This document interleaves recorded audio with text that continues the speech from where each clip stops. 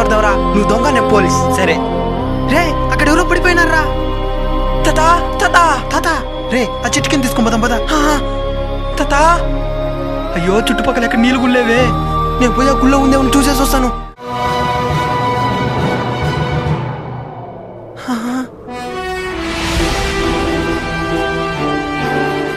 ఆంజనేయ స్వామి, ఆయన కేంగా ఉంటూ దీవించు స్వామి. తాత తాత ఏసయ్యా, ఈయన కాపాడు తండ్రి.